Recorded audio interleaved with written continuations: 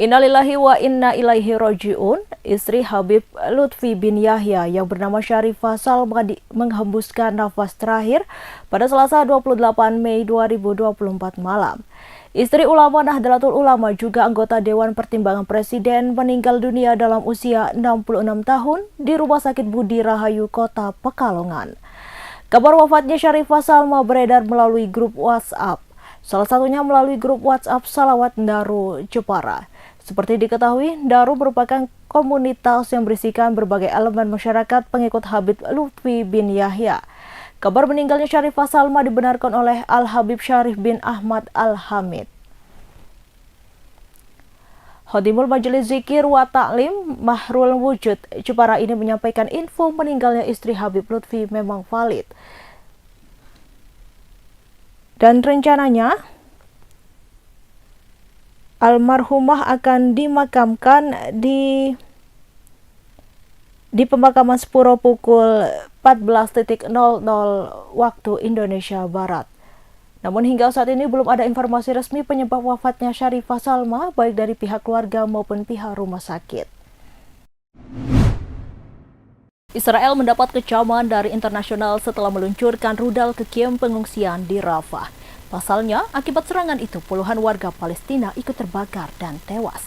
Namun tentara Israel menyalahkan dan menuduh Hamas sebagai penyebab terjadinya ledakan dan kebakaran. Pada Selasa 28 Mei 2024, IDF menduga gudang senjata yang tersembunyi mungkin menjadi penyebab sebenarnya dari kebakaran mematikan di Rafah. Israel berdalih, serangan udara yang terjadi pada Minggu 26 Mei itu ditujukan pada dua target utama dari pihak Hamas. Dikutip dari The Times of Israel, mereka juga mengklaim menggunakan amunisi kecil. Sehingga militer rezim Zionis meyakini ledakan dari amunisi tersebut tak menimbulkan kebakaran. Israel mencurigai adanya amunisi atau bahan mudah terbakar yang tersimpan di kamp itu menyebabkan ledakan susulan. Sebelumnya, IDF mengklaim telah melacak dua komandan Hamas Yassin Rabia dan Khalid Najjar di Rafah. Menurut intelijen IDF, daerah tersebut telah digunakan untuk kegiatan Hamas termasuk untuk peluncur roket di dekatnya. Kampung Keramat Kasin di Kelurahan Kasin, Kecamatan Klojen, Kota Malang seperti hidup segan mati tak mau. Sejak dibentuk pada 2018, Kampung Keramat Kasin sejatinya digadang-gadang menjadi salah satu tujuan wisata favorit. Kondisi saat ini sepi dan akan segera dihapus dari salah satu tujuan wisata yang direkomendasikan. Sebetulnya, Kampung Keramat Kasin cukup unik. Wisata ini menawarkan pengalaman unik bagi wisatawan yang datang. Mereka akan berkeliling di kampung yang berada di dalam kompleks pemakaman terluas di Kota Malang. Wisata horor yang sebetulnya tak banyak ditemui di tempat lain, saat datang ke lokasi terlihat bagian depan kampung yang ada tulisan Kampung Keramat tampak tak terawat. Rumput tumbuh tinggi, sampah juga menghiasi. Lukisan-lukisan yang menghiasi tembok masih terlihat meski beberapa di antaranya telah berubah. Lukisan-lukisan itu pada awalnya menjadi warna yang mempercantik kampung. Alih-alih menyeramkan, berwisata ke Kampung Keramat justru menyenangkan. Ferry Setiawan, warga setempat yang tinggal dan tumbuh besar di RT 7 menceritakan bagaimana konsep wisata yang dikembangkan di kampung tersebut telah memberikan dampak sosial dan ekonomi bagi masyarakat. Pria kelahiran 1998 itu mengisahkan, kampungnya yang dulu kumuh menjadi bersih dan unik saat direnovasi pada awal-awal pembukaan tempat wisata. Penduduk yang tadinya terisolir mulai mendapat kunjungan tamu ataupun wisatawan. Mau tak mau, sebagai tuan rumah, warga pun harus bisa menyesuaikan diri. Dampak ekonomi juga dirasakan dari kunjungan wisatawan tersebut. Warga mendapatkan penghasilan dari berusaha membuka warung. Selain itu, juga mendapatkan pendapatan dari retribusi parkir. Situasi yang sangat menguntungkan bagi masyarakat kala itu. Sebelum ada lampu penerangan, Ferry harus melintasi kuburan yang gelap jika pulang malam hari. Begitu lampu dipasang dan jalan diperbaiki, dia bisa melintas dengan nyaman. Sejak sekitar 3 tahun lalu, kondisi semakin sepi. Wisatawan tidak banyak yang berkunjung, perlahan keramaian yang pernah terjadi berubah menjadi kesepian. Sebagai warga yang tumbuh besar di kampung itu, Ferry ingin kampung halamannya berkembang. pembangunannya maju, geliat wisata hidup kembali seperti sedia kala. Menurutnya, perlu ada inovasi agar kampung kembali hidup. Dibutuhkan sumber daya manusia yang bisa meningkatkan potensi Kampung Keramat Kasin. Selain itu, juga harus didukung pendanaan. Bagi Ferry, jika dukungan pendanaan memadai, maka akan mempermudah proses pembangunan di Kampung Keramat Kasin tersebut. Pemerintah Kota Batu melalui Dinas Pariwisata menggelar Batu Business Festival 2024 di Balai Kota Among Tani, Kota Batu mulai 28 Mei hingga 1 Juni 2024.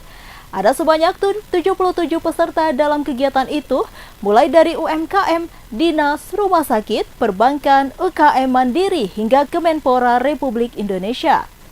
Menurut PJ Wali Kota Batu Aris Agung Paiwan Batu, Business Festival 2024 digelar untuk menjadi wadah promosi bagi UMKM, para pengusaha, pelaku bisnis, dan masyarakat umum agar produknya dikenal masyarakat luas. Aris menjelaskan terkait angka investasi di Kota Batu pada triwulan 1 tahun 2024 naik 28,9% dibanding dengan triwulan 1 2023 lalu. Untuk itu, pihaknya optimis target investasi tahun 2024 ini dapat realisasi. Selain itu, Aris menambahkan, pada tahun ini pemerintah Kota Batu telah menetapkan rencana tata ruang wilayah dan telah menyetujui rencana detail tata ruang yang dalam waktu dekat akan disosialisasikan. Sementara itu, dari data DPMPTSP Kota Batu per 19 April 2024, capaian angka investasi triwulan 1 tahun 2024 mencapai 437,5 miliar atau naik 28,9% dibandingkan pada triwulan 1 tahun 2023, diperoleh angka investasi sebesar 339,4 miliar rupiah. Perolehan investasi dengan total 437,5 miliar rupiah didapat dari penanaman modal dalam negeri sebesar 402,3 miliar rupiah atau sebanyak 91,9% dan penanaman modal asing sebesar 35,2 miliar atau 8,1%. Kepala DPM PTSP Kota Batu, Dia Listina menjelaskan, penanaman modal dalam negeri tertinggi diperoleh dari sektor pariwisata sebesar 199 miliar rupiah atau sebanyak 49,4%. Kedua, dari sektor konstruksi sebesar 70,3 miliar rupiah atau 17,4%. Dan ketiga, dari sektor kesehatan 10,5 miliar rupiah atau 2,6%. Penanaman modal asing tertinggi dari sektor kesehatan sebesar 24,3 miliar rupiah atau 68% dan sektor pariwisata 10,9 miliar rupiah atau sebesar 3%. Terus melakukan promosi terutama di sektor unggulan yang kita laksanakan di Kota Batu maupun di wilayah Surabaya. Kita ingin menggandeng para investor kita yang punya niatan yang sama, ingin mengembangkan Kota Batu, tapi sesuai dengan aturan yang berlaku. Di mana masih ada berbagai wilayah kita yang masih bisa dilakukan investasi, apakah itu objek pariwisata, apakah itu objek pertanian, maupun objek UMKM itu sendiri.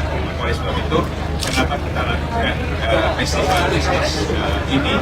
Kita berharap bahwa masyarakat semakin mengenal, para investor semakin mengenal bahwa kami tidak anti terhadap perubahan-perubahan dan juga bagaimana perubahan yang kita lakukan. Apalagi tahun ini kita sudah menetapkan RT RW dan RTTK kita yang alhamdulillah sudah disetujui dan insya Allah ini dalam waktu dekat kita akan sosialisasikan. Jadi ada rasa nyaman, ada rasa tenang para investor kita untuk melakukan investasi. Nah, jadi mereka nanti kita sudah siapkan berbagai pilihan tempat di mana zona-zona yang memang bisa menjadikan bagian wadah dari investasi, mana juga yang tidak bisa, karena kita berharap bahwa Kota Batu telah menjaga alamnya dan menjaga potensi kondisi wilayahnya yang saat ini memang masih lumayan tua. Ada sekitar 60% wilayah kita yang kita jaga, termasuk bagaimana kita menjaga objek kita, terutama yang mengaliri 16 kabupaten kota, yaitu 19. Ini yang kita harapkan nanti bersama nanti kita kelola dengan baik, kita jaga dengan baik, termasuk kita berharap para investor kita untuk menjaganya. Jadi boleh melakukan investasi asing, tapi yang utama kan bagaimana bisa menjaga alamnya, lingkungannya, termasuk bagaimana meningkatkan kesejahteraan masyarakat Kota Batu. Capaian investasi untuk triwulan pertama ini berapa, Pak? Bisa sampaikan capaian investasi naik yaitu 28%. Jadi triwulan 1 antara year to year, triwulan satunya itu naik 28,9%. Kita berharap bahwa di triwulan kedua juga mendapatkan peningkatan yang signifikan dengan bagaimana kita menangkap peluang itu agar para investor mau dan berani melakukan investasi di wilayah Kota Batu. Tadi saya juga promosikan kan ada beberapa objek yang harus kita tingkatkan, terutama yang harus kita fasilitasi. Salah satunya adalah bagaimana menyiapkan tempat konvensi yang lebih besar. Download Tribun X sekarang, menghadirkan lokal menjadi Indonesia.